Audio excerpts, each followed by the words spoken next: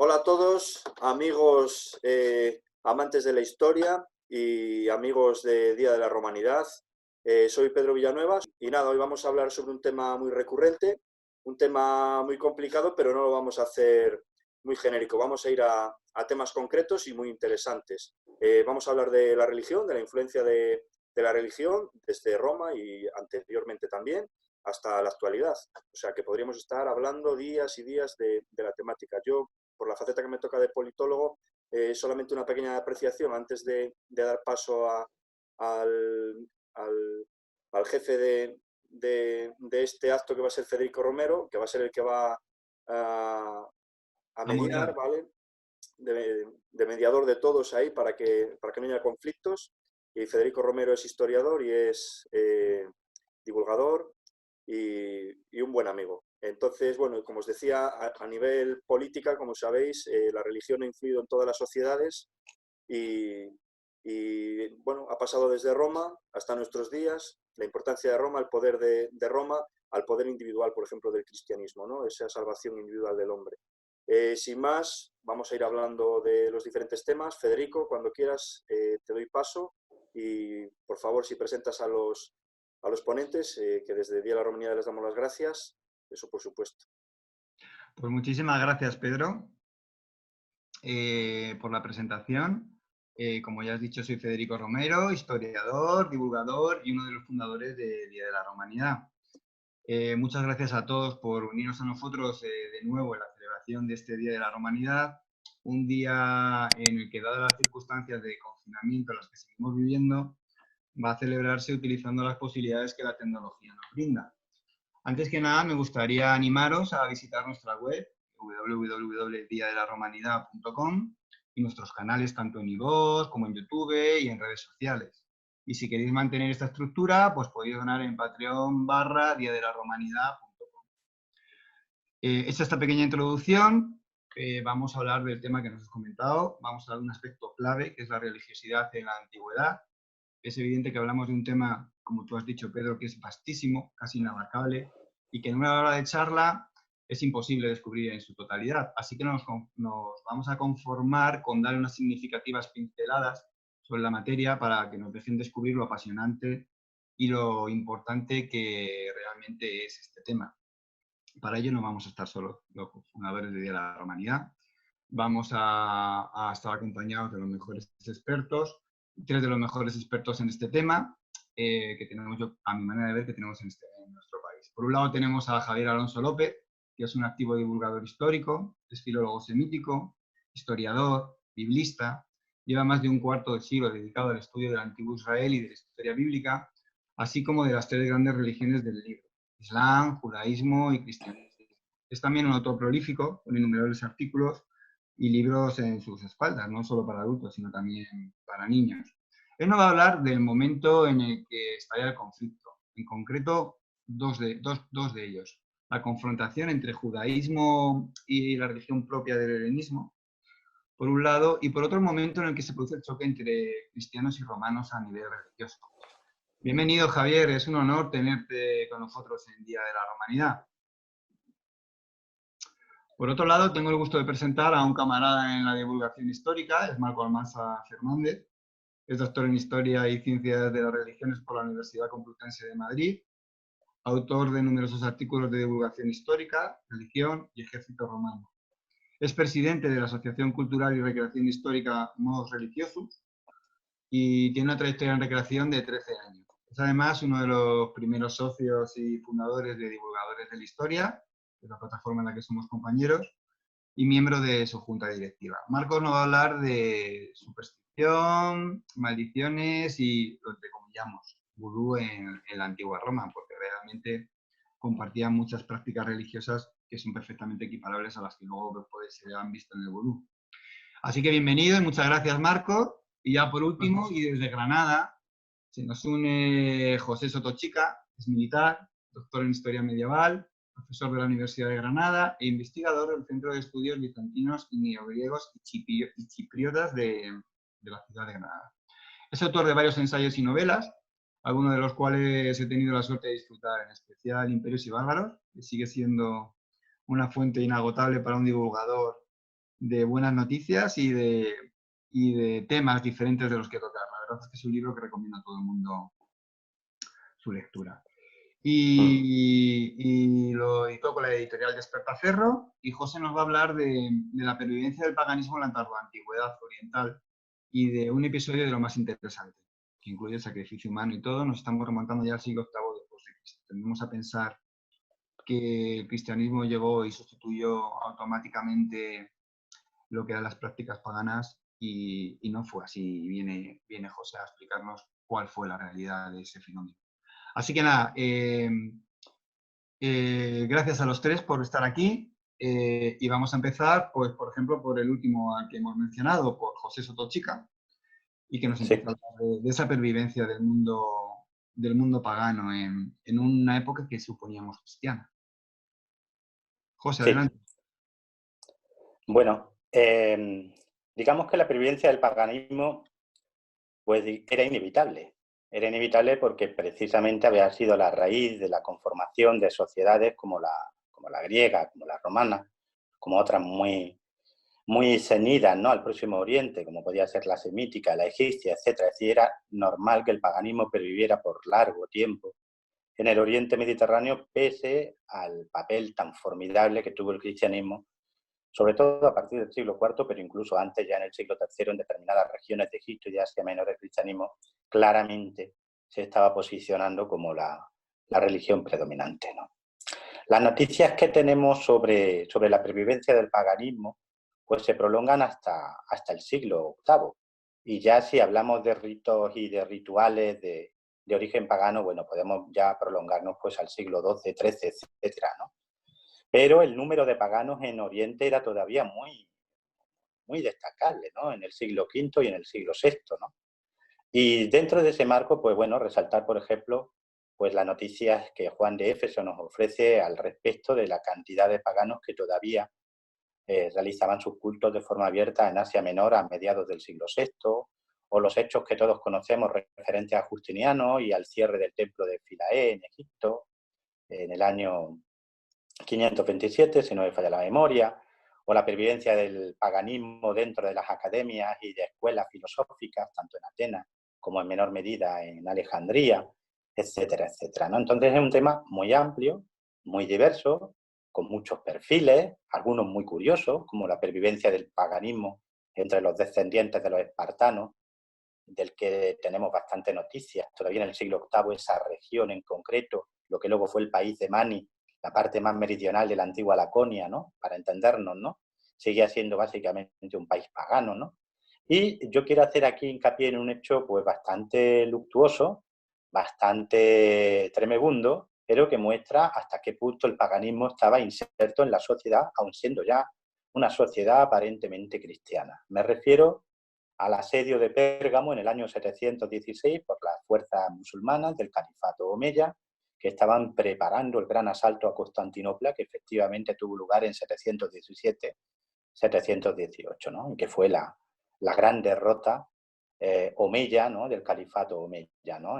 Una derrota tan grande que incluso motivó que se planteara abiertamente el califa abandonar al-Ándalus, abandonar España, ¿no?, porque no se veía con capacidad militar ni naval para mantener una posición tan lejana y tan expuesta como en 719 era todavía al-Ándalus, ¿no? Se lo llegó a plantear. Pues en el marco de esas operaciones militares, en el año 716, a finales del verano del 716, tenemos al ejército conducido por Maslama, que algunas fuentes dicen que llegaba a tener hasta 100.000 hombres, preparando un poco la marcha de un ejército que debía de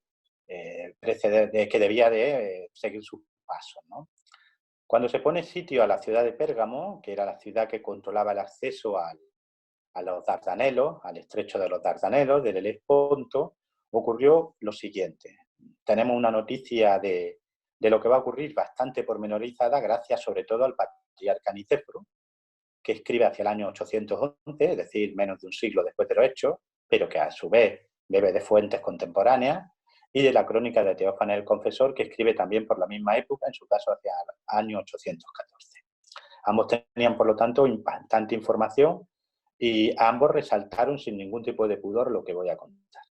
Durante el asedio de la ciudad, los defensores, una ciudad cristiana, en Pérgamo, en la costa de la actual Turquía, mirando a Grecia, al norte del Egeo, quiero decir, los defensores de la ciudad, en un acto de desesperación, intentando mantenerse frente a los incontenibles ataques de los infantes omeyas, llevaron a cabo el siguiente ritual. Se buscó a una muchacha joven que había sido embarazada por primera vez en su vida, era su primer hijo, estaba a punto de parir ese hijo, se colocó delante de ella un trípode de bronce con un caldero de bronce, en el cual se vertió agua, se puso a hervir esa agua, y entonces un hechicero, así lo dice Teófanes, abrió el vientre de la mujer, de la joven, de la muchacha, que estaba embarazada por primera vez, extrajo el feto, que estaba a punto de nacer, y lo sumergió en el agua hirviendo. Este sacrificio humano, que implicaba la muerte de la madre y del niño, debía de otorgar a los combatientes de Pérgamo la posibilidad de vencer a los árabes.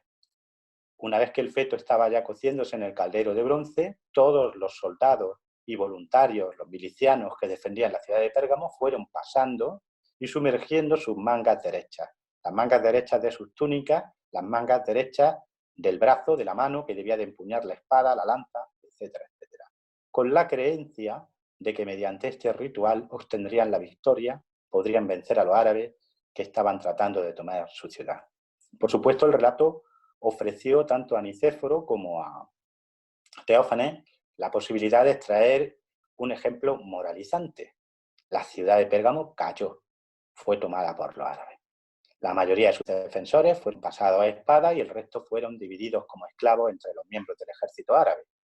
Con lo cual, el sacrificio humano no solo no tuvo ningún tipo de efecto, como es obvio, sino que además permitió a los cristianos hablar de cómo el diablo los había traicionado a los defensores de Pérgamo y cómo precisamente por aquel acto de brujería, de paganismo, pues la ciudad había sido castigada con la destrucción total.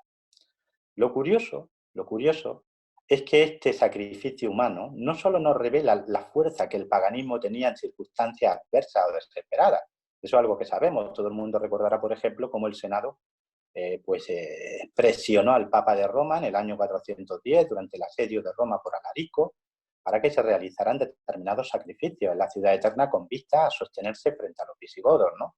Frente a los visi. Y lo mismo ocurrió unos 80 y tantos años más tarde, creo recordar que en el año 494, si no me falla la memoria, cuando el Papa Liberio autorizó la celebración de las Lupercales para poner fin a una hambruna, a una sequía que en aquel momento atormentaba a la ciudad, ¿no? Es decir, las ciudades en situaciones desesperadas, en situaciones adversas, recurrían con mucha frecuencia, no son solo los únicos ejemplos los que acabo de dar, recurrían con mucha frecuencia a poner de nuevo en marcha ritos de la vieja religión, ritos paganos, algunos de ellos antiquísimos, que iban más allá de las religiones tradicionales olímpicas, ¿no? O romanas, mucho más allá, e incluso llegaban al sacrificio humano. Un ejemplo de la pervivencia de estos rituales paganos, de la fuerza que tenían, lo tenemos también en el siglo VIII en la ciudad de Gerasa, Haras, que está al norte de la actual Jordania, muy cerquita de la frontera con Siria e Israel. Todavía en el siglo VIII, ya bajo dominio omeya, se seguían celebrando allí los festivales de la diosa Ma. Se seguía asistiendo a las piscinas, a los estanques sagrados, rodeados por un bosque sagrado de abetos, donde se llevaba a cabo un ritual orgiástico, donde por un día podían yacer las mujeres de la ciudad con quien tuvieran a bien. Y esto todavía se celebraba en el siglo VIII bajo dominio musulmán. Es decir, la fuerza del paganismo en Oriente era bastante potente.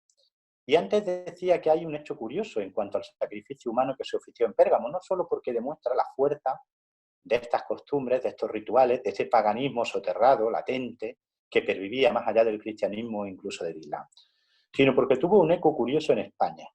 Hay dos crónicas hispanas contemporáneas de los hechos, plenamente contemporáneas de los hechos, que es la arábigo-bizantina del 741, escrita en 741, y la mozárabe del año 754. Ambas recogen el hecho, pero ¿cómo lo recoge? No lo explicitan, no hablan de un sacrificio humano, hablan de la mano del diablo, de cómo el diablo engañó a los habitantes de Pérgamo y por eso fueron destruidos. ¿Por qué? Porque están hablando en un contexto de dominio musulmán, un dominio musulmán que se está asentando en España, y ellos son mozárabes. Por lo tanto, Pérgamo era una mancha en el cristianismo, era una mancha, y esa mancha podía ser usada por los posibles lectores musulmanes de sus crónicas. De ahí que no explicitaran qué función o qué acto había perpetrado el diablo en Pérgamo para que fuera la ciudad castigada con su destrucción por parte del ejército musulmán. Tratan, entre comillas, de maquillar lo que allí pasó porque saben que algunos de sus lectores pueden ser musulmanes, ¿no? Es un hecho curioso porque serían las dos primeras fuentes, cronológicamente hablando, que hacen alusión a lo que ocurrió en Pérgamo. No lo explicitan, no lo detallan, pero lo recogen. Lo que nos da también idea de qué repercusión tan grande, tan brutal, tuvo que tener aquel sacrificio humano para que dos mozárabes de la península ibérica lo recogieran en sus crónicas. El sacrificio humano de Pérgamo en 716 no es el único que tenemos documentado. Este tipo de actos eran extraordinarios dentro del paganismo clásico, como todos sabéis. Si no era corriente, pero ocurrían. Recuerdo, por ejemplo, el sacrificio de dos parejas de esclavos púnicos y galos cuando Aníbal se estaba acercando a Roma, ¿no? Se les enterró vivos, etcétera, etcétera. De hecho, el sacrificio humano estuvo presente en todas las religiones de la antigüedad, no solo en la religión celta, como siempre se recuerda, en el druidismo, sino en todas las religiones, incluida la egipcia, siempre teniendo un papel menos destacado que otros rituales, afortunadamente, pero estuvo presente. De hecho, la última mención que tenemos a un sacrificio humano dentro del ámbito mediterráneo nos va a llevar a comienzos del siglo IX en el promontorio de Ítome, en el Peloponeso, donde tenemos noticia del sacrificio de un niño para tratar de atraerse el favor de los dioses. Y espero que os resulte llamativo y interesante este dato que me ha parecido curioso, este hecho, esta historia tan tremebunda, ¿no? Solo hay que imaginar el escenario, ¿no? Un ejército árabe a los pies de la ciudad de Pérgamo, de sus murallas, tratando de asaltarlas y conquistarlas, y entonces, ante la mirada asombrada de los guerreros árabes, los soldados, los defensores de Pérgamo, acercando a una chica joven embarazada a las murallas, abriéndole el vientre, extrayéndole el feto, sumergiéndolo en un trípode de bronce con una olla de bronce sobre él, ¿no? Y los guerreros pasando para mojar sus mangas y empuñando las armas en la creencia que aquel ritual mágico los protegería de los árabes. Y espero que os resulte interesante. Por mi parte, he concluido. La verdad es que sí. Resulta, la verdad, la mar de interesante. Es un momento de confrontaciones entre religiones. Fíjate que en este momento nos estás describiendo un episodio en el que son tres las religiones que están en juego, por decirlo de alguna manera. Y te agradecemos muchísimo el relato que nos has hecho. Sí, realmente estamos hablando del siglo VIII, que es una época que todos suponemos como plenamente cristiana. Lo único que vienes a demostrarnos es que en el imaginario colectivo había ese paganismo estaba realmente todavía presente entre la gente. Sí. Igual que lo estaba en el siglo IV y siglo V en Roma, cuando no había manera de acabar con las Lupercales, realmente. Sí, efectivamente. La verdad es que sí, es un momento muy interesante. Y muchísimas gracias. Me gustaría recordarle a los asistentes que si quieren hacer preguntas pueden hacerlas a través del chat, mandárselas a través del chat a León Arsenal y luego él nos las hará, especialmente porque José se va a ir un poquito antes de la charla. Así que si alguien quiere hacer alguna pregunta a José, que las mande por chat y se las haremos antes de que se vaya. Y hablando de confrontaciones y de enfrentamientos entre religiones, vamos a dar paso a Javier Alonso. Javier, ¿estás por ahí? Hola, Javier. ¿Qué tal? Ahora sí, ¿no? Has venido a hablarnos de confrontación. Sí. ¿Qué tal, Javier? Hola, ¿cómo estás? Muchas gracias por venir aquí y por estar en esta charla. Muy bien. Muchas gracias. Un placer. Venimos a hablarnos de confrontación entre religiones, venimos a hablarnos de cómo, en qué momento en concreto el judaísmo entra en conflicto con el helenismo y también del momento en el que los cristianos y romanos empiezan a tener problemas serios en ese aspecto. Todo tuyo, el micrófono. Vale, pues nada, lo primero, un placer estar aquí por primera vez. Y bueno, si hablamos de confrontaciones y religiones, en esto los judíos han sido unos auténticos expertos durante toda la historia.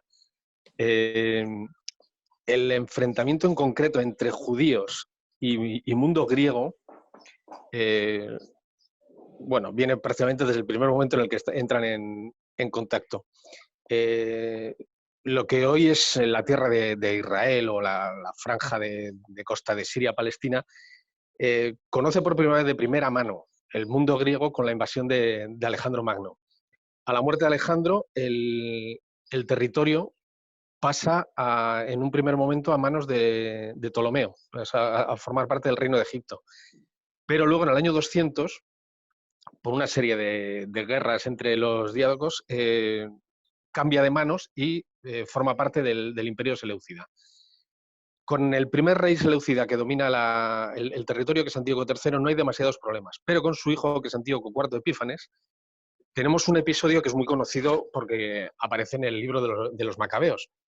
Antíoco decide que todos los súbditos de su reino van a pasar, digamos, por el mismo proceso y por los mismos tamices religiosos, imponiendo una religión pagana clásica y una serie de cultos estatales.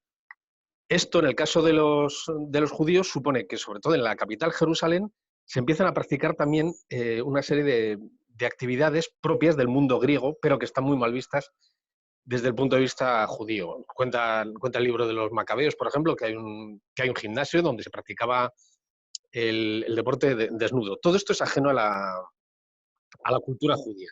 Y aquí me gustaría hacer un pequeño paréntesis para hablar de judaísmo. El judaísmo, yo creo que hay dos tipos de religiones en el mundo.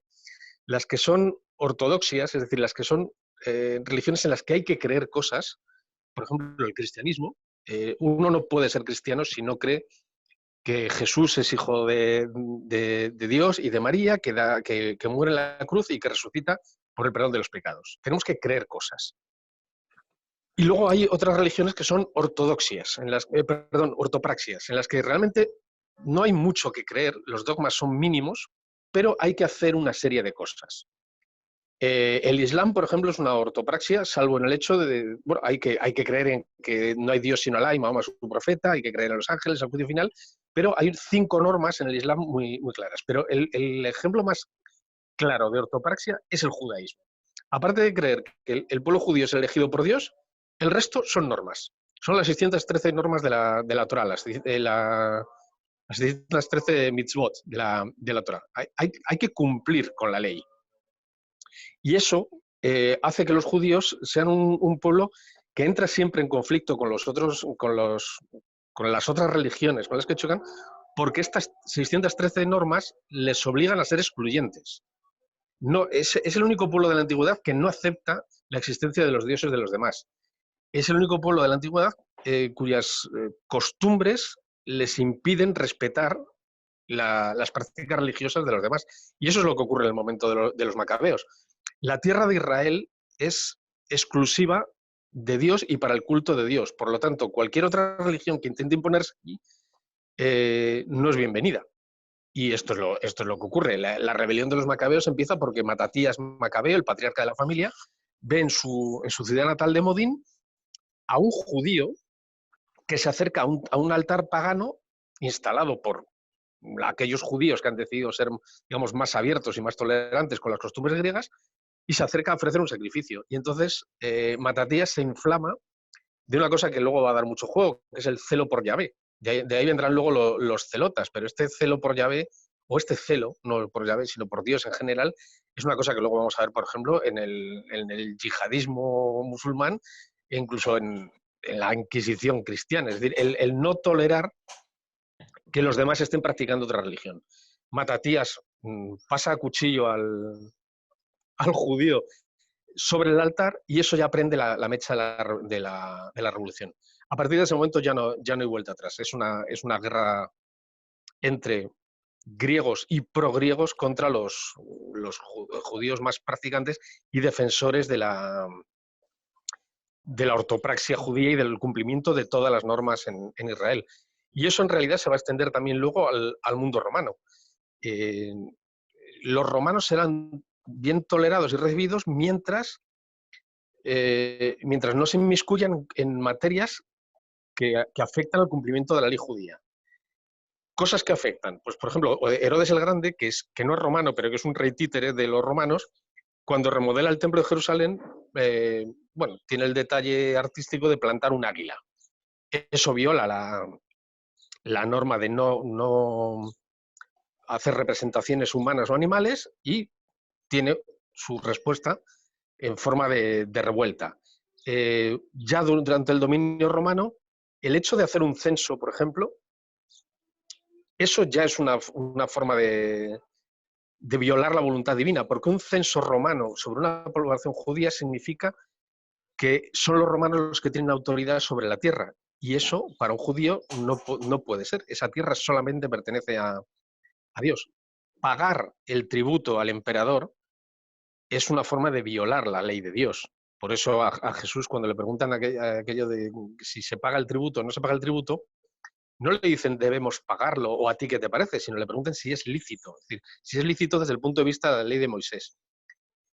Y no nos tenemos que equivocar con la respuesta de Jesús. Lo que hace es dar una respuesta equívoca porque lo que pretenden de él es que haga una declaración pública de su postura contraria al pago del tributo. Dar a Dios lo que es de Dios y al César lo que es del César es una forma equívoca. Está cosificando el problema y no está queriendo dar una respuesta clara. Pero sabemos que luego, en el mismo evangelio en el que se cuenta esto con más detalle, que es el de Lucas, cuando los judíos presentan a Jesús ante Pilato, le acusan de dos cosas. Se ha declarado Mesías de Israel y dice que no paguemos el tributo al emperador. Con esto lo que quiero decir es que dentro del judaísmo, tanto en época macabea como en época romana, y Jesús creo que es el caso más conocido que tenemos a mano, hay gente que no está dispuesta a aceptar la autoridad de un invasor que entre sus normas les impiden cumplir con las leyes divinas. La otra cara de la moneda sería, por ejemplo, la dominación persa anterior a la griega. Los judíos nunca tuvieron problemas con los persas porque los persas fueron extremadamente tolerantes respecto a las prácticas religiosas judías. Nunca les impusieron nada. Con que no montaran revueltas y pagaran ciertos tributos que no estaban ligados a la tierra, como era el impuesto, el tributo per cápita romano, había paz. Por eso Ciro es reconocido como un mesías por la Biblia, mientras que los romanos tuvieron tantos problemas a lo largo de toda su dominación en Judea, porque no comprendieron que no se puede gobernar a los judíos obligándoles a transgredir su propia ley. Esa es la base del conflicto, que en resumen, que la tierra de Israel solo pertenece a Dios y en la tierra de Israel la única ley que hay que cumplir es la ley de Moisés. Cualquier ley de un invasor o cualquier práctica religiosa de una potencia invasora que te obligue a violar o a no cumplir la ley de Moisés acabará llevando a un conflicto con los judíos. Muy interesante, la verdad. Eso, en cierto modo, es un poco la clave del éxito de la pervivencia de la religión judía a lo largo de los siglos, pero también ha sido un poco la clave de su desgracia en el sentido de haber sido una religión perseguida y dispersada por el mundo, ¿no? Claro, los judíos es que están condenados a no mezclarse con los demás porque parte de sus diferentes. Tienen que respetar el sábado. Por ejemplo, lo hemos visto incluso en el siglo XXI, hemos visto futbolistas israelíes que decían que ellos no jugaban la liga en sábado porque tenían que cumplirlo. Es decir, es muy difícil vivir en un mundo que no sea el suyo y cumplir todas las leyes judías. Es lo que les ha provocado un conflicto permanente, pero también es lo que ha hecho que, hasta donde yo recuerde, creo que es la cultura, digamos, que mantiene su identidad durante más siglos. No sé si hay alguna cultura más antigua ahora mismo, al menos en Occidente. La cultura india o la cultura china quizás es más antigua. Pero de las culturas que teníamos hace 2000 años, ya no existen los celtas como tal, ya no existe el antiguo romano como tal, pero siguen existiendo los judíos. El judío evoluciona, indudablemente, pero el judío, yo a veces siempre digo que los judíos son como la Coca-Cola es un producto que la bebamos donde la bebamos en botella antigua, en botella moderna, en un tipo de lata, la botella de plástico, al final lo que hay dentro de la cola y siempre sabe exactamente a lo mismo. Pues los judíos son más o menos así. Los hay más modernos, los hay menos modernos, viven en Israel, pero al final son Coca-Cola y los identificamos Coca-Cola. Hace poco, al filo de lo que has dicho, estoy viendo una serie, no me acuerdo qué era, Netflix creo que es. Schitzel, ¿no? Creo que se llamaba ¿cómo se llama la serie? Unorthodox. Uncoser o Unorthodox. Sí, me pareció curioso Sí. porque había muchos aspectos de su religión que no conocía y viene bastante bien para ver lo malo que es el fanatismo en cualquier tipo de religión. Sí. Y hablando de eso, ¿qué es lo que heredan? En cierto modo, ahora que lo pienso, los cristianos heredan también parte de esa ortodoxia, ¿no? Y les lleva a enfrentarse con los romanos, lógicamente, por esa visión también de ortodoxa que tienen de su propia religión, ¿no? E intolerante con respecto a los demás. Claro, a ver, lo primero, un cristiano en origen no es nada más que un judío que cree que el Mesías ya ha llegado. Por eso hay algunos historiadores cristianos de los primeros, romanos, que no tienen muy claro lo que se están enfrentando. O sea, ellos no los distinguen como algo diferente de un judío, porque es que en realidad no lo son. Dentro del cristianismo primitivo, además, hay dos ramas principales. Hay muchas, pero las dos principales. Una es la paulina. Pablo lo que pretende es que al menos haya una parte de la gentilidad que se convierta al cristianismo. Yo no estoy de acuerdo con la afirmación de que Pablo es el creador del cristianismo. Yo creo que Pablo tampoco es el creador del cristianismo. El cristianismo es una cosa que se va forjando poco a poco. Pablo lo que quiere es la profecía que dice que para que llegue por segunda vez el fin del mundo y el Mesías, hay una parte de los gentiles que se tiene que convertir al judaísmo. Esa es la misión de Pablo.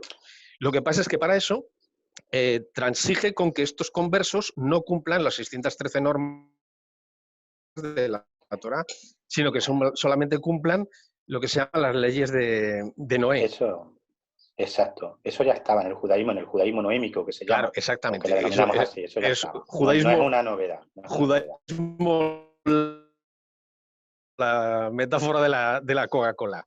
Lo principal de todo esto es que no hay que circuncidarse, que es una cosa que a un varón adulto se le dice, mira, te tienes que convertir a esta religión, pero te tienes que circuncidar, pues mal asunto. Es una ventaja poco Sí. dolorosa, bastante dolorosa. Hombre, y luego las leyes del kashrut, todas las leyes dietéticas. Vamos, en España, desde luego, no harían fortuna, porque una religión que te prohíbe comer un solo converso. Entonces, Pablo tiene este éxito. Como producto es mucho más aceptable para el no judío esta conversión que la otra vertiente del cristianismo primitivo, que era la encarnada por Santiago, el hermano del Señor, y que pretendía que todos siguieran ligados al tronco del judaísmo, cumplieran las 613 normas y siguieran ligados a los ritos del templo. Al final triunfa por dos razones. Primero, porque los judeocristianos liderados por Santiago prácticamente desaparecen del mapa en el año 70 con la destrucción de Jerusalén en la Primera Guerra Judía. Y segundo, pues simplemente porque triunfa el producto más fácil. Pablo lo vio claro y era un producto mucho más aceptable. Eso, lo que preguntabas, Federico, sobre el conflicto con los cristianos, tiene dos variantes. La primera es que los cristianos efectivamente también se niegan a adorar a otros dioses, que es una cosa que tienen en común con los judíos, y se negaban a hacer el juramento de fidelidad al emperador. Eso es un conflicto. Y el segundo venía por la propia naturaleza del personaje que da origen a la religión, que es Jesús. Jesús es condenado a morir en la cruz por sedición contra el Estado romano. Pero claro, tú no puedes predicar una religión dentro del Imperio Romano diciendo que tu nuevo Dios es un sedicioso contra el Estado romano. Por eso los evangelios y la predicación cristiana primitiva intenta apartar cada vez más la responsabilidad del Estado romano y cargarla sobre los judíos. Al final lo que tenemos son 4 relatos en los evangelios sobre la pasión, en los que no queda muy claro. Hay una serie de episodios de reuniones del Sanedrín en casa de Caifás, reuniones nocturnas, ilegalidades absolutas dentro de las normas de reunión del Sanedrín que no hay quien se las trague. Acusaciones de que son los judíos los que matan a Jesús. La afirmación de que caiga sobre nosotros su sangre y sobre nuestros descendientes, cuando al final sabemos que la pena en la cruz es una pena estrictamente romana. La responsabilidad es estrictamente romana y el único responsable último de la muerte de Jesús es Poncio Pilato. Intentar presentarlo a Pilato, que tiene una biografía conocida, por ejemplo, por Flavio Josefo, que sabíamos que era un antisemita furibundo y prácticamente un genocida, intentar presentarnos a Pilato como un tipo dubitativo que no lo ve claro, que no se quiere manchar sus manos con la sangre de un inocente y que se lava las manos, eso es, eso es una sencilla majadería. Convertir a su mujer casi en una protocristiana no tiene ningún sentido. Pero hablando al filo de lo que has dicho, estuve viendo la Pasión de Cristo de Mel Gibson y me reía mucho viendo esa visión que dices que se da de Poncio Pilatos, ¿no? Claro, pero es que Mel Gibson es tan antisemita como Poncio Pilato, por lo cual está encantado de hacerle un lavado de cara. Le está blanqueando. En realidad, el cristianismo primitivo blanquea la responsabilidad del Imperio Romano porque luego va a intentar llevar la religión al Imperio Romano. Pero Javier, eso hay que enmarcarlo dentro de lo que podríamos llamar la competición por los fieles, que en el cristianismo primitivo y en el judaísmo de la época fue mucho más fuerte de lo que habitualmente se suele tener en cuenta. De la misma manera que luego en el judaísmo, como tú bien sabes, se va a organizar una especie de recreación de un Jesús alternativo, hijo del famoso, ¿no?, soldado romano, etcétera, etcétera. Es decir, estamos hablando de una lucha, entre comillas, interna entre dos religiones que todavía no se han terminado de separar del todo, todavía no han terminado de cuajar. Todas las religiones tienen un proceso formativo largo. El judaísmo lo tuvo, y de hecho ya lo sabes tú, que el paganismo dentro del mundo judío, el paganismo va a pervivir también mucho tiempo. Es decir, las excavaciones arqueológicas han puesto de manifiesto cómo dentro del reino de Israel y del reino de Judá, pues el paganismo siguió funcionando pues hasta época helenística. Sí, era absolutamente latente. Digamos, de estirpe aramea, cananea o como queramos denominarlo, ¿no? Eso convivió con el judaísmo de una forma mucho más natural de lo que los textos bíblicos nos quieren dar a entender. Es decir, el mundo judío no fue un mundo monolítico tampoco en lo religioso, ¿no? Igual que no lo fue el primer Islam. El primer Islam también tuvo un proceso formativo muy largo. Es decir, el Islam de los primeros califas tiene poco que ver con el Islam nabasí, por ejemplo, y probablemente lo que predicó Mahoma estaba más cerca de un judaísmo mesiánico que de lo que hoy día denominaríamos Islam, ¿no? Sí, todas las religiones tienen un proceso formativo. Yo creo que cuando el Islam se empieza a expandir por el occidente, los que lo ven venir no lo ven como una nueva religión. Yo creo que lo ven como unos cristianos extraños. Una nueva secta cristiana, una nueva interpretación del cristianismo. Ahí te puedo yo... A ver, yo le he dedicado a eso mucho tiempo. De hecho, el primer texto que menciona, no a Mahoma, al profeta de los árabes, es la Didascalia de Jacob. Está escrita en julio del año 634. Yo participé en lo que fue la edición, traducción y estudio del texto, ¿no? Con los textos más cercanos a la expansión islámica, que son la Didascalia de Jacob, que puede ser, por ejemplo, una carta del patriarca nestoriano de Tesifonte, fechada en el año 640, no los ven como cristianos, los ven como judíos.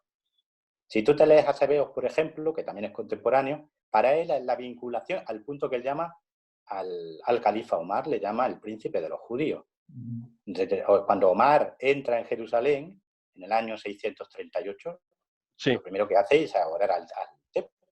Al templo me refiero a la explanada, de donde había estado el templo de Salomón, ¿no? Y entra en Jerusalén como un profeta bíblico, vestido con la piel de un camello, como San Juan Bautista, entre comillas, ¿no? Etcétera, etcétera. Es decir, la vinculación era, de hecho, hay mucha especulación, no lo tenemos claro, evidentemente, porque los textos son fragmentarios y a veces incluso contradictorios. Pero parece ser que esa vinculación se establecía más con el judaísmo que con el cristianismo, pese a las historias, por ejemplo, del monje, el famoso Baguilla, ¿no? Que tiene su vínculo con Mahoma, etcétera. Parece que esa vinculación inicial era más fuerte con el judaísmo, incluso con el samaritanismo, que con el cristianismo. Sí, pero o sea, lo que quería decir era esa idea que las religiones en un primer instante no se reconocen como algo diferente. No. Sí, efectivamente, claro no. quizá más como el judaísmo, sí. La ortodoxia sí, en una religión siempre es posterior, entre comillas, ¿no? Es decir, para que la gente lo entienda, primero es la herejía, primero es la heterodoxia y luego viene la ortodoxia. Realmente la ortodoxia surge como reacción a esas disfunciones. José, creo que Javier lo ha resumido perfectamente al decir que realmente Sí. a los primeros cristianos se les veía como judíos que pensaban que el profeta ya había llegado. Entonces, creo que ahí ha quedado bastante bien resumido. Hay una pregunta para ti, porque me dijiste que tenías que irte pronto. Y antes de que te vayas, aguantamos un poquito la entrada de Marco y hago la pregunta para que no quede sin hacerse. Hace de Caminando por la Historia José María Escalante un momentito aquí, para José Soto. ¿Qué opinión le merecen los monasterios paganos en el Bajo Imperio? En España hay un ejemplo ¿Perdón? en Villa de la Dehesa de Soria. Es que no te he entendido. ¿Qué opinión me merece qué? Entre comillas, los monasterios paganos en el Bajo Imperio en España. Hay un ejemplo en la Villa de la Dehesa, Soria. Algunos, como Dimas Fernández Galiano, lo apuntan así. Supongo que quiere preguntar si piensas que en la tardoantigüedad española hispana había monasterios paganos.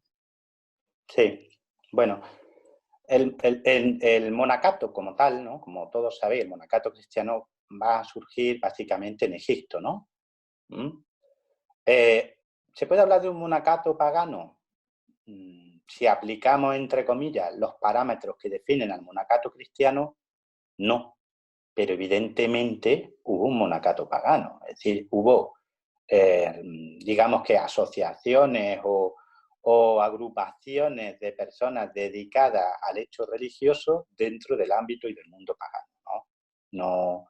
No es algo ajeno por completo al mundo pagano la idea de un grupo de personas que llevan una vida, entre comillas, más dedicada a lo trascendental que a lo terrenal y que viven en comunidad. Es decir, no es para nada extraño. Que se pueda hablar de monacato pagano en la Hispania correspondiente y que esos lugares estén vinculados fuertemente con ese tipo o hecho religioso, yo eso ya lo pongo en duda. Creo que la información no nos permite hablar explícitamente de ese tipo de relación o de ese tipo de religiosidad. Creo que no hay base científica, es decir, a través de los yacimientos y de los textos, que nos permita hablar de forma rotunda con que ese tipo de manifestaciones religiosas existieron en la Hispania de ese tiempo. Esa es mi opinión. Pues Creo que no hay base suficiente. Por la respuesta. Hemos perdido tu imagen, aunque conservamos tu voz. Javier, ¿algo más que añadir antes de darle paso a Marco sobre el tema que estaba hablando? Nada, ese es el momento entonces en el que consideras que el cristianismo y los romanos entraron en conflicto, ¿no? Yo creo que el conflicto en sí entra en el momento, ¿no? en el mismo momento que el cristianismo quiere predicar dentro del Imperio Romano, o sea, ya en la época de Pablo. Pablo es de la década de los 50-60. Los evangelios están escritos entre el 70 y más o menos el 100. Los evangelios ya están mostrando en la versión que ofrecen que están intentando blanquear la posición de Roma porque si no tendrían conflicto. Y además, una cosa que sí que no he comentado, en este periodo ha tenido lugar la primera guerra judía contra Roma. Lo que ya queda muy feo es decir que eres judío dentro del Imperio Romano porque has provocado una gran guerra.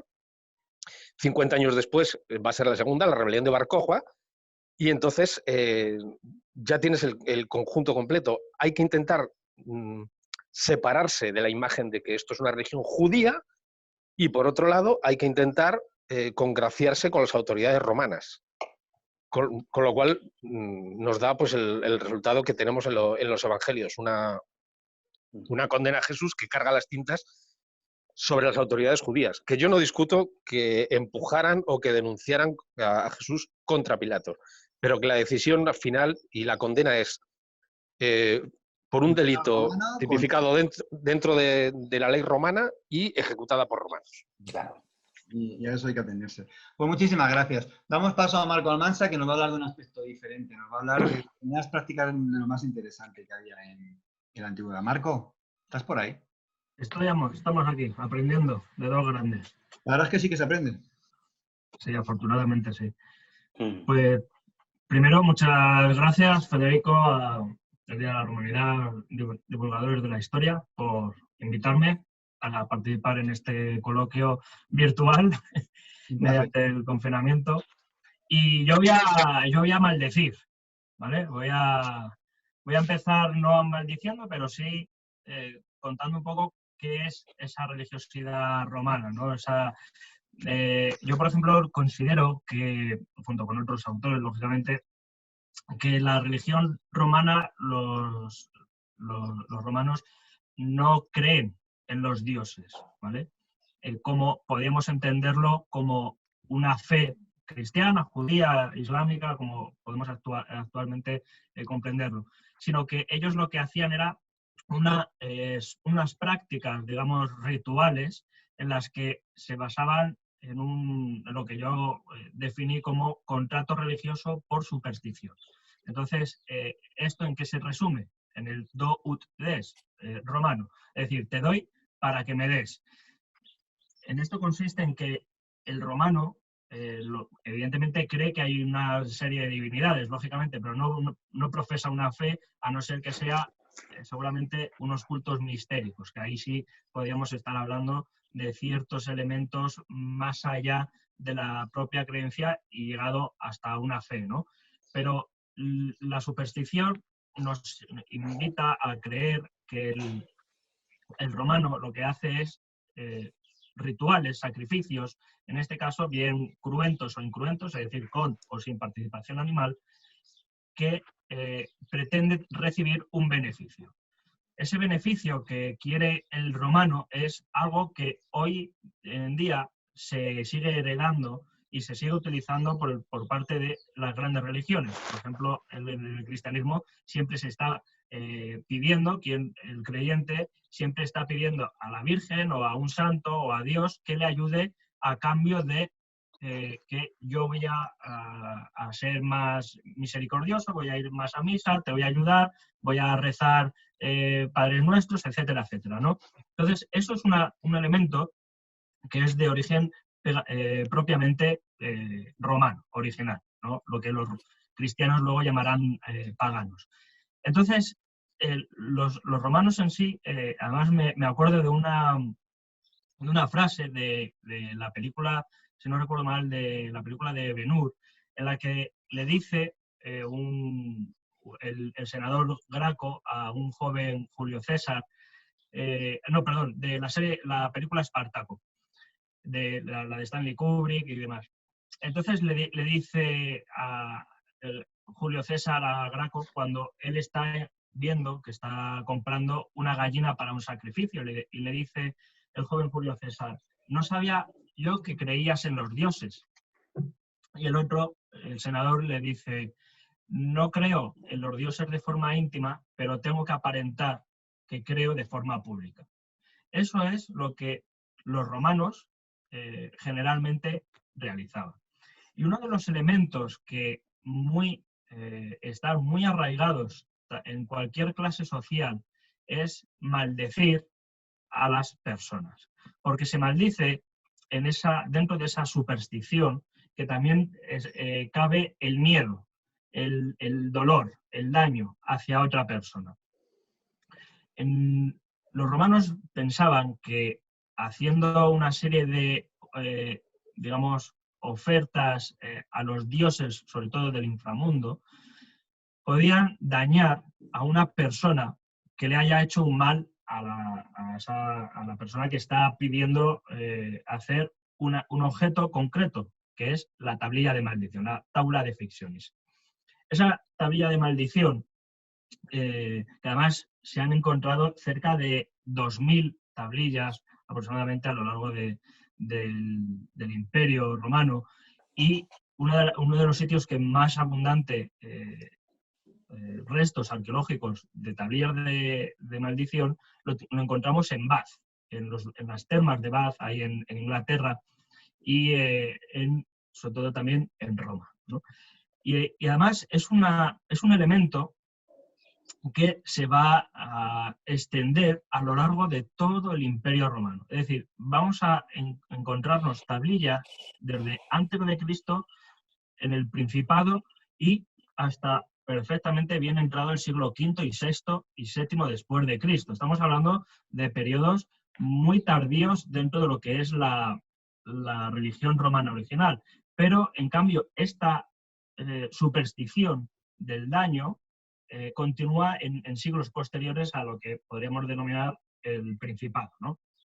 E incluso se ha utilizado el tema de la maldición hasta bien entrado el siglo XIX, con otras fórmulas, e incluso a principios del siglo XX.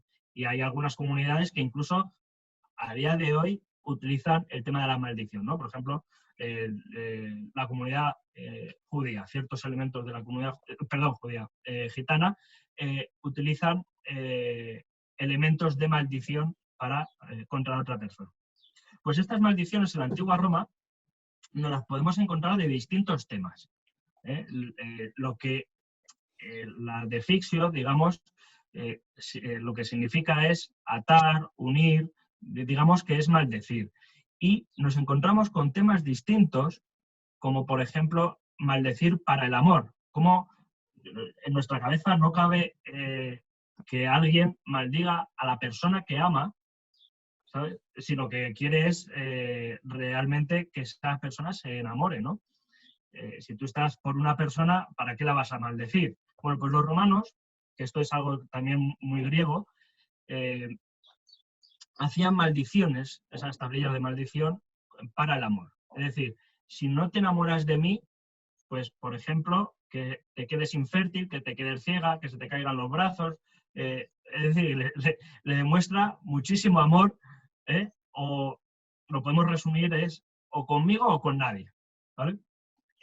Entonces, podemos también encontrarnos tablillas de maldición contra corredores de aurigas, que también nos podemos encontrar. Y os he traído unos ejemplos, más o menos de todo, y además una cosa que es muy curiosa, porque hay que entender que todas las tablillas van acompañadas de un muñequito, ¿vale? Más o menos de 5 centímetros, que no suelen estar donde está la tablilla. Y me explico. Cuando alguien hace una tablilla, lo que va a resultar es que quiere dañar, ¿verdad? Lo que no quiere es que la persona a la que se le dañe encuentre esa tablilla y haga una contramaldición, por así decirlo. Entonces, lo que nos vamos a encontrar es una tablilla en un pozo, en una tumba, que es los canales de comunicación con el inframundo, sobre todo si en esa tumba o en ese pozo ha habido una persona que ha sido asesinada, es decir, ha muerto violentamente, no de forma natural, preferiblemente, ¿vale? Y nos vamos a encontrar con ese muñequito que se llama Colosoi, ¿vale? Que es una especie, muy entrecomillado, de muñeco vudú. Nos lo vamos a encontrar en otro sitio de la ciudad. Y en un santuario, que es otro sitio donde también se podían poner las tablillas, pero en otro sitio donde el que va a hacer la contramaldición no lo encuentre. De tal forma que si solo encuentra una parte, no puede completar esa contramaldición. Por tanto, le va a maldecir. No sé si queda claro. Entonces, en ese sentido, nos vamos a encontrar, por ejemplo, temas, ya digo, contra los áurigas. Y en un afán, por ejemplo, aquí en Mos Religiosus, en el grupo que represento, pues hemos recreado, por ejemplo, la tablilla de... Es que no sé si se ve bien con el tema de la luz. Aquí se ve, yo creo, un poquito mejor, ¿no? Se ven las rayas y esto es una tablilla en tamaño natural de... Échala un poquito hacia detrás, Marco. ¿Perdón? Échala hacia detrás, hacia ti. Y ahora acércala un poco, un poco más, un poco más, un poco más. Ahí parece que se aprecia un poco mejor, pero no. Aquí, ¿no? Vale. Ahí se puede entrever bien el dibujo. Vale, perfecto. Pues esta, por ejemplo, es una tablilla basada en la de Adroamentum, que es la del siglo II después de Cristo. Entonces, aquí se hace una lista de todos los caballos de los contrincantes enemigos, de los equipos enemigos. Y se hace una alusión a una figura que es un daemón. Daemón es una figura, digamos, lo que luego derivará a diablo o demonio, etcétera, etcétera, ¿vale? Que es alguien que desconocemos, pero del inframundo. Y por la parte de atrás, todas las maldiciones, ¿no? Por ejemplo, esto os lo dejaré que lo podáis coger cuando lo veamos en persona y demás, para que lo podáis tocar y podáis sentir lo que es el peso y la maldición en plomo. Entonces, se maldice, por ejemplo, que se rompan todas las todas las ruedas de los carros, que las piernas se rompan al caer, que las piernas también se partan, etcétera, y si es posible, que muera, ¿vale? Es todo con mucho amor, ¿eh? Perdona un momentito, Marco, una interrupción. Sí. José Soto, ¿estás ahí? ¿Escuchas? Sí, sigo aquí. Nos dijiste que te tenías que ir en un momentito, ¿verdad? ¿Perdón? Nos dijiste que te tenías que ir en un momento, ¿verdad? Sí, en un momento me voy, pero... Creo que había alguien que quería hacerte alguna pregunta. ¿Alguna pregunta para José Soto? En concreto, ¿alguno de los invitados tiene alguna pregunta para José Soto, por favor? Hay una genérica que hizo antes Juanma y Laura. Hago a los tres, por si acaso a lo mejor José Soto puede decir algo también. Habla sobre Tácito en su obra Anales y pone que originalmente decía que Nerón echó la culpa a los isíacos y que en época medieval se modificó el texto sustituyendo isíacos por cristianos para forjar la leyenda de la gran persecución, los mártires, etc. A ver qué opinión os merece a los tres. No, eso no se sostiene. No. Eso no se sostiene. No se sostiene. Javier, ¿alguna opinión? Yo no tengo noticia y me parece que el texto más conocido de que la culpa es de los cristianos no tiene por qué ser discutido, vamos, ¿no? No tengo más noticia de eso. No. Es que no se sostiene. Primero porque tenemos esa noticia no solo por una fuente, por Tácito, sino por muchas fuentes. Y en segundo lugar porque no hay ninguna evidencia de interpolación tan tardía en Tácito.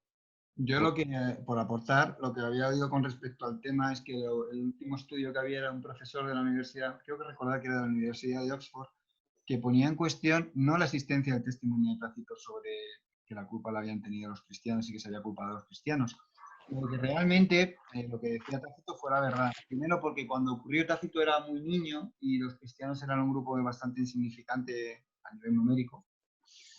Y básicamente porque luego había podido haber manipulaciones, pero simplemente era un estudio, ¿sabes? Que pone en cuestión el tema. Yo, creo que basta con acudir al texto para darse cuenta, hacer un poquito de exégesis, como para darse cuenta que no hay una interpolación evidente en esa parte de Tácito, ni mucho menos, Pero bueno. La teoría viene de Stephen Dando Collins. Sí, y no creo yo que sea muy... él habla de esta teoría. Vale. Vale, pues Stephen Dando Collins hay que cogerlo con muchas puntillas a ese autor, porque en su libro comete muchísimos errores. Es el autor de Historia de las Legiones, ¿verdad? Sí, es el autor comete unos cuantos errores. Sí, yo creo que no hay autoridad detrás, entre comillas, como para hacer ese tipo de afirmación. Como sé que tenías que ir pronto, era antes de que te fueras. No te preocupes, aguanto otros 10 minutos escuchando a Marco, que quiero terminar de escuchar y luego ya tengo que salir corriendo, pero vale, por referencia quiero escuchar a Marco, que termine. Un placer haberte tenido. Gracias, Pepe. Continúa, Marco, gracias, y perdona la interrupción. Nada, pues estos son 20 minutos más de cortesía. Sí.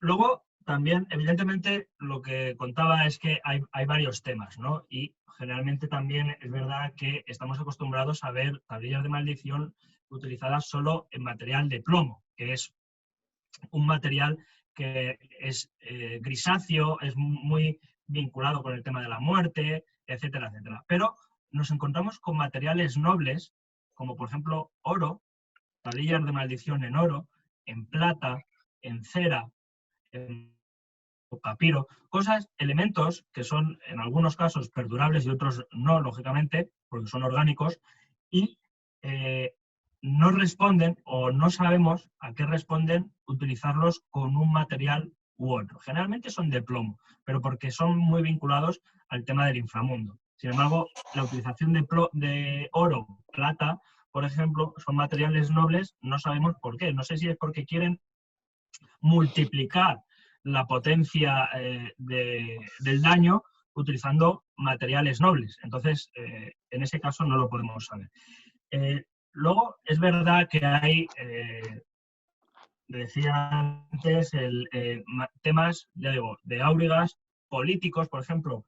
Uno que a mí me gusta mucho es esta tablilla de maldición de Festus, ¿vale? Que es un político, a ver si se puede ver, es que con el croma la luz no. Es que no tengo buena luz. No se ve bien. Bueno, lo haré de todas formas, en la página de Más Religiosos se pueden observar, ¿vale? De todas formas, ya lo dejaré tocar y que lo contacten, para que veáis, por ejemplo, el de Festus es un senador del siglo IV después de Cristo, ¿vale? Entonces se maldice a una persona invocando a Hécate para que le ate las manos y se confunda a la hora de hablar, ¿vale? Entonces nos vamos a encontrar incluso maldiciones jurídicas para que en un juicio, por ejemplo, pues se confunda a la hora de hablar, que no tenga argumentos de defensa o de ataque, etcétera, etcétera, ¿no? Y hay otros que una de las características muy peculiares de las teorías de maldición es poner signos mágicos, aleatorios, que son irreconocibles, incluso hasta el día de hoy. Entonces, por ejemplo, tendríamos, es que a ver si se ve un poco con la luz. No sé si... Es que se ve muy poquito. Bueno, ahora justo... No se ve. No se ve. Bueno, ahora me ha cambiado...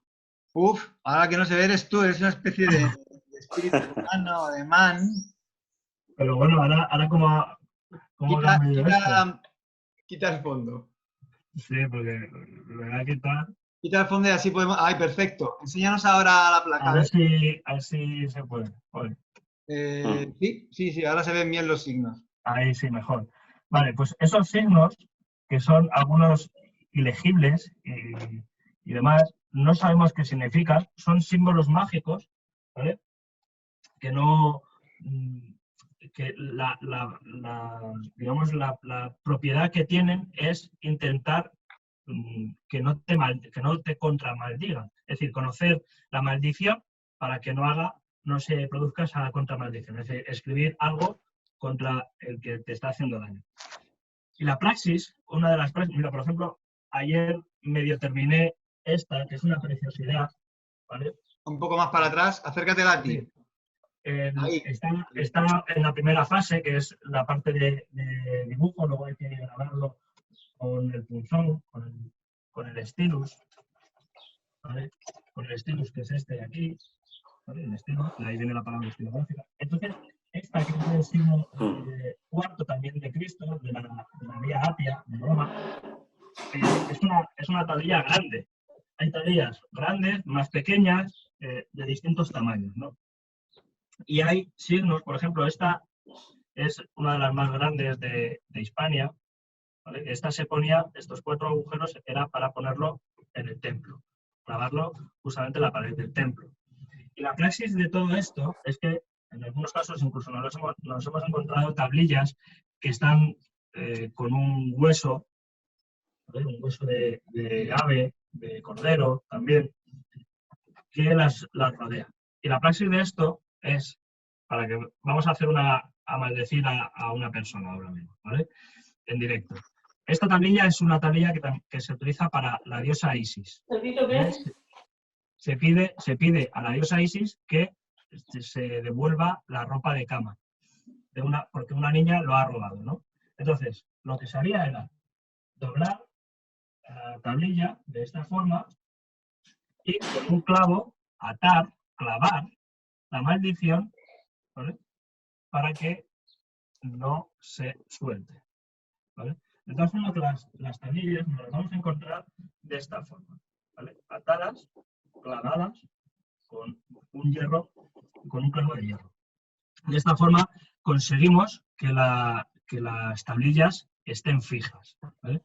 Y claro, y ya para terminar, las divinidades a las que se invoca para poder hacer las maldiciones, generalmente pues son divinidades principales del inframundo, tipo Perséfone, Tifón, Hécate. Sin embargo, también nos encontramos algunas que son más o menos muy bien conocidas, como por ejemplo Hermes Psicopompo, que es el mensajero entre el inframundo y el mundo terrenal. Por tanto, se le manda a Hermes que lleve esa maldición al inframundo, ¿no?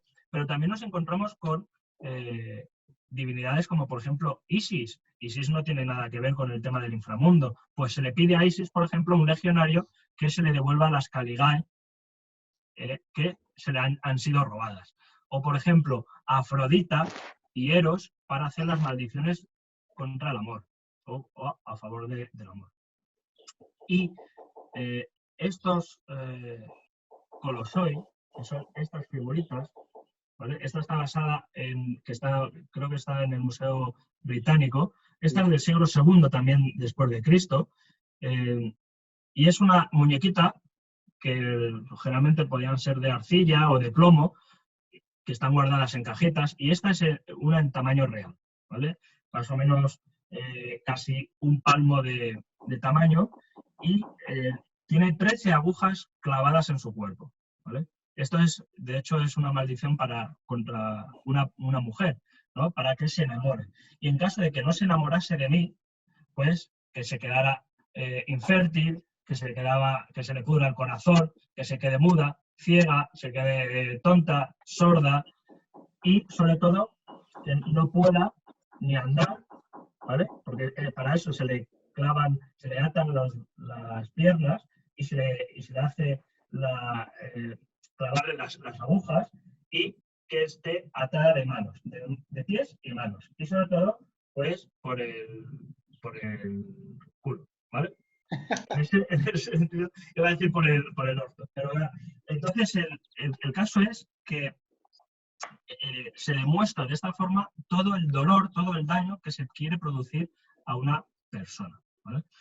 Y esas son las tablillas de maldición, y esa es una parte de la superstición donde también entra el miedo, como decía también San Agustín, que los romanos son supersticiosos, pero también son muy miedosos. Y por eso no solo creen en los rituales divinos, sino que también lo que hacen es dañar, hacer esa magia negra para conseguir un dolor y apropiarse, digamos, de ese dolor y conseguir lo que se ha dañado, es decir, o lo que se ha robado.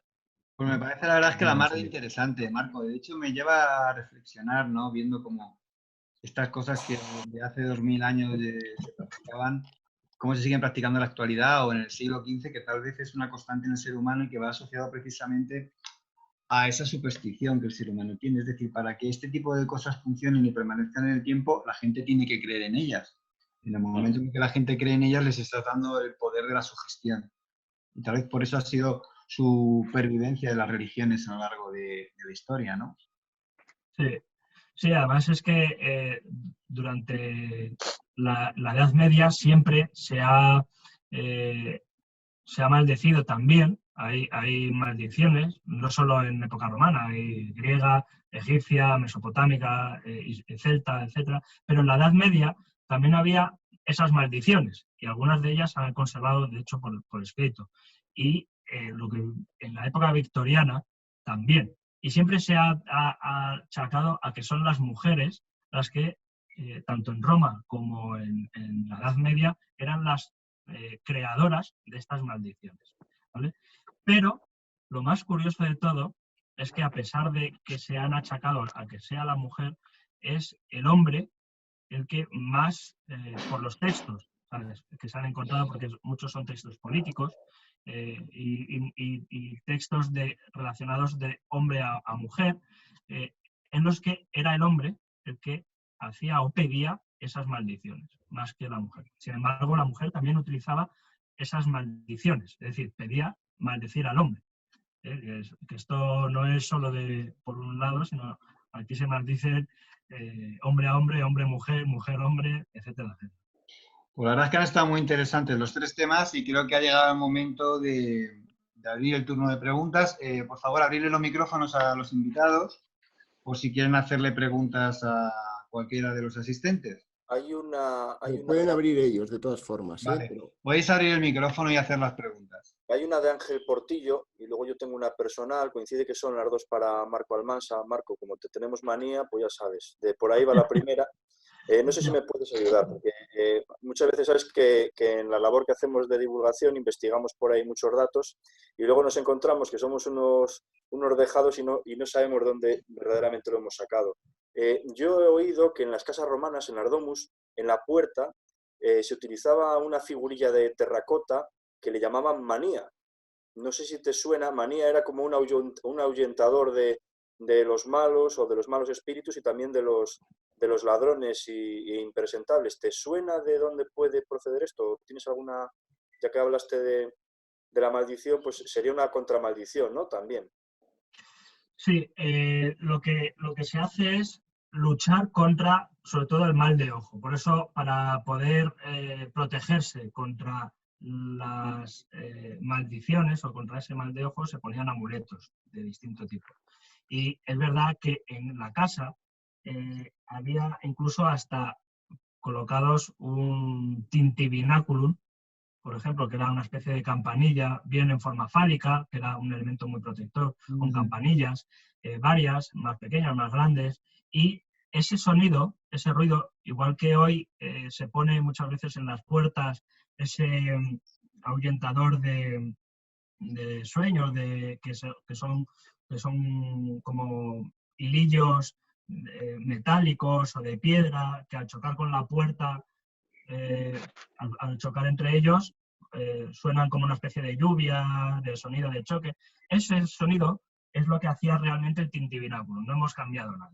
Entonces, eso lo que hace es paralizar a todo el mal que iba a entrar en esa casa. Por ejemplo, también se podían poner un falo en la puerta, ¿no? Hay uno muy conocido, incluso hasta las puertas de las murallas había uno en Ampurias, hay una grabada ahí, en piedra grande. Por ejemplo, eso, en alguna de las casas pone hic habitas felicitas, es decir, aquí vive o habita la felicidad. Y eso es lo que hace frenar todas esas maldiciones, ¿no? Sí. Tenía por ahí Ángel Portillo, tenía una pregunta. Ángel, si quieres hacerla tú personalmente, abres el micro. Ángel. Sí, hola, no sé si se me oye.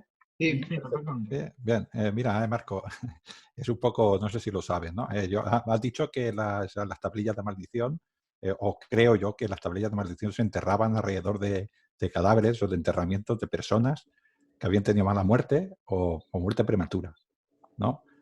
Todo al final de la República, en el Esquilino, fuera de las murallas, había un gran cementerio donde pasaban cosas bastante desagradables, ¿no? En este sentido de maldiciones. ¿Hay constancia de que se provocaran estas muertes para el negocio este de las tablillas de maldición?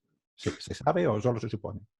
Se supone que hay muertes violentas para poder maldecir. De hecho, creo recordar que, bueno, es que no me acuerdo ahora qué autor lo cita, no sé si Marcial o algo, donde se elimina, bueno, perdón, se mata o se asesina a una persona para que su propio enterramiento sirva como vehículo hacia el inframundo para poder maldecir a otras personas, bien de esa familia o bien de otras, ¿no? Pero generalmente sí, se enterraban esas tablillas en sitios donde había una violencia, sobre todo bien animal o bien humana. Por eso muchas de las tablillas se ponían también cerca de los templos, porque era justo, no como santuario, como lo podemos encontrar hoy, porque era justo delante de los templos donde se hacían los sacrificios. Entonces, animales. Entonces, por eso mismo es un vehículo también para poder maldecir, ¿no? Como elemento vehicular. Yo tengo una para Javier. Pues Javier, venga. Sí. ¿en qué momento los cristianos empiezan a ver a los judíos como algo ajeno? Es decir, ¿cuándo ellos empiezan a tener conciencia de no ser judíos y de ser otra cosa distinta? Buena pregunta. ¿O a partir de cuándo empieza la cosa a ir cada uno por un lado? Yo creo que la plena identidad del judaísmo moderno es a partir del destierro de Babilonia. Es ahí cuando ellos hacen un examen de conciencia y y elaboran toda, bueno, en realidad toda la literatura y todas las creencias tal y como las hemos recibido ahora. He perdido la imagen, no sé si me escucháis. Sí, sí, sí, te vemos perfectamente. Vale, yo creo que antes de ese momento eran un pueblo semita con un dios nacional, pero que probablemente se parecían mucho pues, a los edomitas, a los moabitas o a los fenicios. Pero el destierro de Babilonia yo creo que sí que les hace reflexionar a fondo sobre el destino que han corrido y por qué les está pasando lo que les ha pasado. Yo lo pondría ahí. De hecho, por ejemplo, el destierro de Babilonia también es el momento cuando empiezan las visiones apocalípticas que luego dan también lugar de la cábala. Es decir, el interés por primera vez en saber exactamente cuál es la voluntad de Dios. Saber que la voluntad de Dios está más allá del texto literal que tienen en sus primeros libros sagrados. ¿Cuándo empiezan a ver a los judíos como algo ajeno? Porque prácticamente al principio eran lo mismo, solo que con diferentes interpretaciones, ¿no? El cristiano era un judío que pensaba que el Mesías había llegado. ¿Cuándo lo empiezan a ver los romanos? No. Cuando los cristianos empiezan a ver a los judíos como algo ajeno, como algo diferente a ellos. Muy pronto. Yo creo que va un poco en la línea de lo que he mencionado antes. El cristianismo paulino enseguida se separa de las normas judías. En el momento que uno deja de cumplir con las normas del templo, deja de circuncidarse, deja de cumplir las normas de alimentación judías, ellos ya se consideran otra cosa.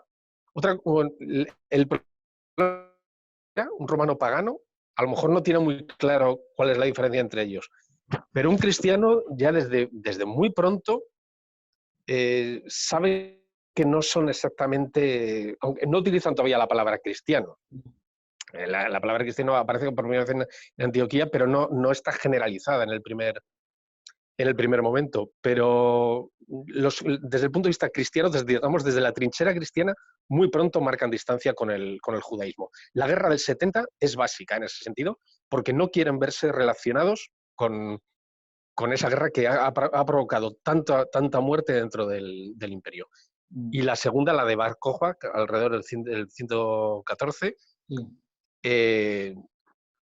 vamos a ver, esa es tremenda. La costumbre esta de los emperadores romanos de que cuando volvían de una campaña decían las legiones y yo estamos bien. Bueno, Adriano dijo nada más, yo estoy bien, de las legiones no quiso ni hablar.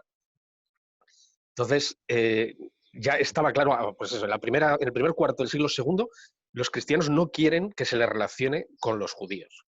Y por tanto, de hecho, todos los evangelios se habla de los judíos como si Jesús no fuese judío. O sea, son como los malos de la película. Y la separación y el ataque a los fariseos también tiene su explicación ahí. Jesús es fariseo. Lo que pasa es que Jesús es un fariseo de antes del año 70. El texto base para esto está en Flavio Josefo cuando explica las 4 sectas judías. Sacerdotal del templo, los esenios, que son una especie de, por decirlo de una forma muy sencilla y general, una especie de secta monástica. Los fariseos, que son los líderes espirituales del pueblo, y los celotas, que son el brazo armado del fariseísmo. El problema es que después del año 70 los saduceos desapaece el templo, desaparecen ellos, los esenios son exterminados también, tanto los que estaban en el Mar Muerto como los que estaban en Jerusalén, y los celotas prácticamente también son exterminados por el propio transcurso de la guerra. Entonces, la segunda reconstrucción del judaísmo, que es el que da lugar ya al judaísmo moderno, el que se construye a través de la Mishnah y del Talmud, es estrictamente fariseo. ¿Qué es lo que hacen los judíos? Perdón, los cristianos. Pone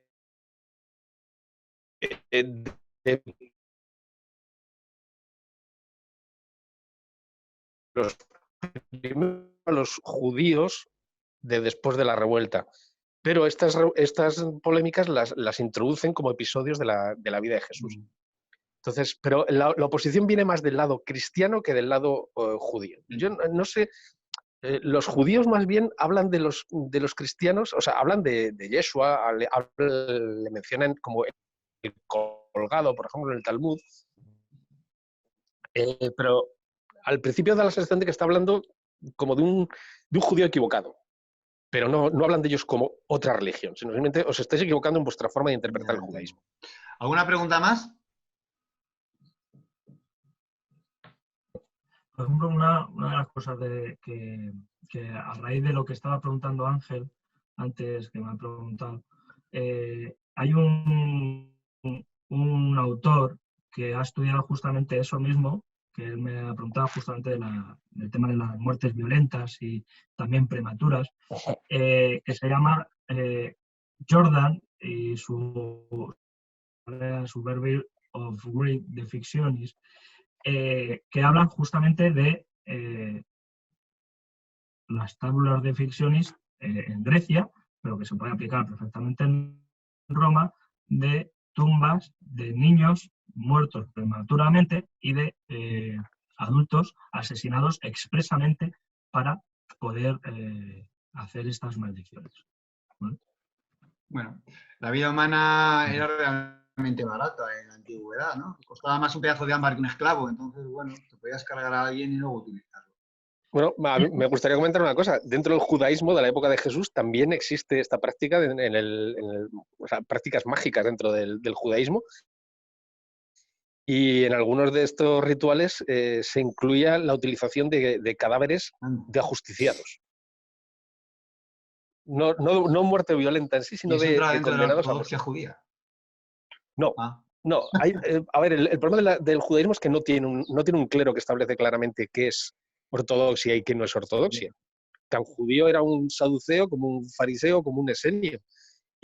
Pero todo esto, o sea, hay unos márgenes en el judaísmo en el que entra claramente los milagros. Hay rabinos milagreros en época de Jesús.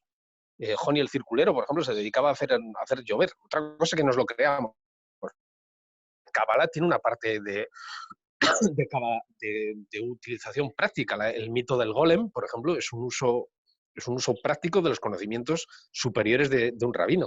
Incluso hoy en día se venden unos hilos teñidos de rojo. No es rojo natural, es lana blanca teñida de rojo, que están pensados para absorber las malas vibraciones que se hayan podido lanzar contra alguien. O sea, sí existen esas creencias dentro del judaísmo. La verdad es que entonces, después de lo que dices, me corrobora más en la opinión que expresé Marco con respecto a que son tendencias que están dentro del ser humano, que es la superstición y que da igual la religión y la época. Seguirán ahí. Sí. Bueno, y el último muñequito... Pero se estarán ahí. El último muñequito que ha mostrado Marco, con las manos atrás, a mí me ha recordado mucho a los textos de secreción egipcios, que eran también unas figuras vudú en las que se escribía el nombre de un pueblo, de una persona concreta. Se representaban normalmente con la forma del jeroglífico que representa a los prisioneros, y luego se rompía. En lugar de clavar alfileres, se rompía la figura. Pero esto es universal, lo de fastidiar al prójimo, y me ha gustado mucho lo de hacer que a algunos políticos se les trabe la lengua. Me ha parecido maravilloso. Algunos están en ello, están bajo algún influjo raro ahora mismo. Y es verdad que, por ejemplo, que en Egipto, de hecho, no solo figuras humanas, humanoides, sino también partes del cuerpo, por ejemplo, una mano, donde están inscritas, que además se ha conservado, donde están inscritas ciertas maldiciones en jeroglífico, y además es una preciosidad a todo esto, ¿eh? Es una mano derecha puesta así, y en lo que es el dorso está todo inscrito con jeroglíficos maldiciendo a otro estado. Es decir, es de un estado de Egipto a otro estado enemigo. Y evidentemente, además, gracias a la temperatura de Egipto y demás, se han conservado multitud de papiros egipcios de maldición, entre otros documentos, ¿no? Además, también en lengua copta, en jeroglífico, en periodo de ptolomaico, etcétera, etcétera. Es decir, que eso es algo que, como hemos dicho, es intrínseco en el ser humano, el dañar a otra persona. Hacer bien, sí, pero dañar, lo que más. Lidia es lo que más. La verdad es que sí. ¿Alguna pregunta más tenemos para nuestros invitados? ¿Algún comentario que hacer? Sí, al respecto al mira, no sé contenido de la si... Yo charla. antes he oído que hablaban de... Se me oye, ¿no? Sí, Que hablaban de la Cábala, ¿no? Y me ha Sí. hecho gracia, ¿no? Y todos estos libros proféticos que hay en la Biblia también, para saberlo, el tema este de los dioses, ¿no? Habéis hablado que la superstición es humana, ¿no? Pues yo ahora lo estaba pensando en los hospicios de Roma, ¿no? Que intentaban los romanos saber si una cosa era bendecida por los dioses, ¿no? Y había todos unos rituales de los hospicios. Vamos, en principio parece ser que si el hospicio no era correcto no se hacía nada, ¿no? Todo esto no es el mismo intento de hacerlo en la Cábala y todos estos intentos de todos estos libros proféticos, o sea, saber que lo que tú vas a hacer es deseo de los dioses. Y ahora que me ha venido al sentir la Cábala y ver los hospicios, dice, ¿no se busca A lo ver, mismo no, también? la Cábala busca una unión espiritual con Dios. Se parece mucho más al misticismo cristiano. ¿Cómo te unes con Dios? Conociendo a Dios profundamente. Y la forma de conocer a Dios, al Dios judío, es el texto. Entonces, la idea es, cuanto más estudiemos el texto, cuanto más niveles de interpretación del texto conozcamos, más conoceremos la voluntad de Dios y al propio Dios y podemos unirnos con Él. El problema es que una vez que conoces muy bien a Dios, das un salto y es, ¿puedo influir en la voluntad de Dios? Y eso es la cábala práctica. El caso más práctico, ya lo comenta, es más claro, ya lo he comentado, es el del golem. Una vez que sé exactamente cómo manejar a Dios, puesto que Dios se ha expresado a través de un texto, de unas letras que tienen unos valores numéricos, una vez que yo domine esta lengua, a lo mejor puedo influir en la voluntad de Dios para mis propios fines. Entonces, hay una cábala buena, pero también podría haber una cábala mala. La idea es esa, pero sobre todo es una forma de volver hacia Dios. Es como una escalera que nos lleva, cuanto más dominemos el conocimiento del texto, más cerca estaremos de Dios. Se parece más al misticismo. muy interesante. ¿Alguna pregunta más? ¿Comentarios? ¿Podéis activar el micrófono y hacerla antes de que cerremos? Hay aquí una pregunta que dice sobre el nacimiento del cristianismo, pero no sé exactamente a qué se referían. Maribel, antes hice una... Ah, sí. Espera, que la tengo aquí arriba en el chat. ¿Puedes activar tú el micrófono y hacerla directamente, Maribel, si quieres? Un momentito, aquí está.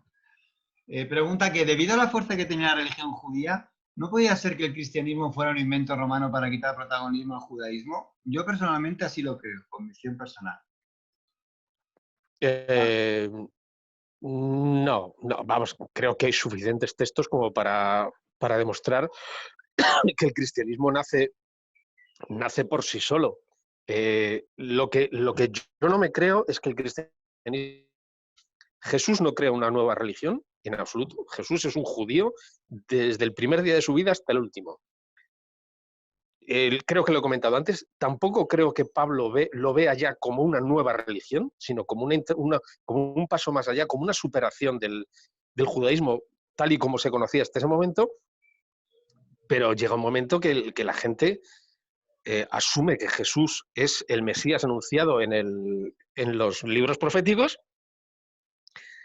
pero se separan del tronco original del judaísmo. Eso es todo. Lo estaba comentando antes José Soto cuando decía que primero es la heterodoxia y luego la ortodoxia. Es decir, los cristianos son unos judíos que se salen del redil y se acaban separando completamente del redil. Yo creo que no hay nada más que esto. Pero pensar que todo esto es un invento romano, a ver, a veces se intentan buscar explicaciones demasiado complicadas. Y aquí es más fácil explicar el nacimiento del cristianismo tal y como se explica tradicionalmente que responder a todas las dudas y problemas que plantearía la idea de que es una creación malintencionada de los romanos. Pues muchísimas gracias por tu opinión. ¿Nada más? Nada más, pues yo creo que ya después de 1 hora y media vamos a ir cerrando el vídeo. Ha sido estupendo, hemos aprendido todos mucho. Muchísimas gracias tanto a los invitados que han venido a ilustrarnos, pues la verdad es que siempre se aprende, y yo vosotros más, muchas gracias. Como a los invitados que nos han hecho esas preguntas también tan oportunas. Será un placer volver a repetir un episodio más de Día de la Romanidad. Hemos hablado ya de del presente y la historia romana, de arqueogastronomía. Hemos hecho un programa para niños que en breve saldrá. Hoy estamos grabando sobre religión. La semana que viene habrá otro tema. Muchísimas gracias a todos y os esperamos en una nueva edición de Día de la Romanidad sociales, y si queréis apoyar, por favor, en patreon.diadelaromanidad.com. Muchísimas gracias a todos. Pedro. Nada, hemos tenido aquí a 3 ponentes top 10 y poco que añadir. Lo que sí, como